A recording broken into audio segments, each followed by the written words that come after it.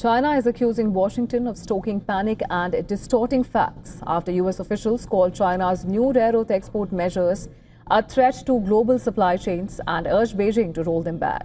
Now, the exchange comes just weeks before a planned meeting between Presidents Trump and Xi, and analysts warn that it could shake the already fragile market stability. China on Thursday pushed back hard against U.S. criticism of its new rare earth export controls, rules that tighten oversight of shipments of the key minerals used in electronics, defense systems and clean energy technologies.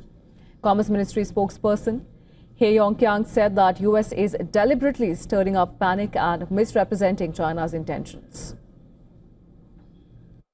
The U.S. interpretations have grossly distorted and exaggerated China's measures and deliberately provoked unnecessary misunderstanding and panic.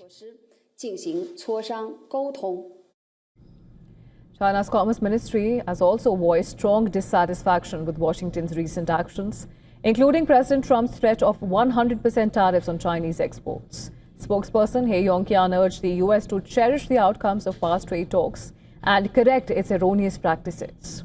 The spokesperson also accused Washington's now-ended EV subsidy program, which expired on September 30th, of violating WTO rules and distorting fair competition.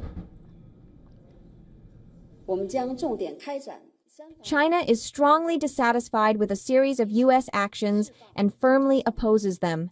We hope the U.S. side would cherish the outcomes of economic and trade consultations and promptly correct its erroneous practices.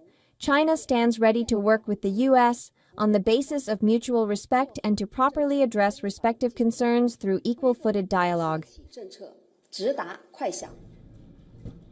China's state-run People's Daily issued a 7-point rebuttal, accusing Washington of hypocrisy and abusing export controls for decades.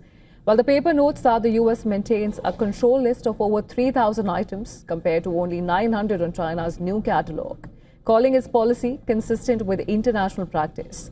He Yongqiang emphasized that Beijing had notified Washington in advance and that similar regimes have existed in other major economies since the 1950s. The dispute also took a personal turn. Bissell described China's chief trade negotiator, Li Chengyang, as unhinged and disrespectful, claiming that he threatened to unleash chaos if the U.S. moved ahead with new port fees.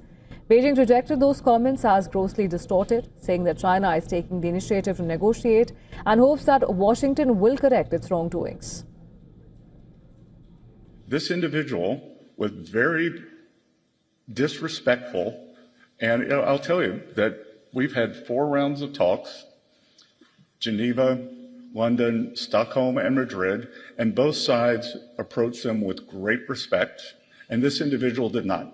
He showed up uninvited in Washington and said, quote, China will cause global chaos if the port shipping fees go through.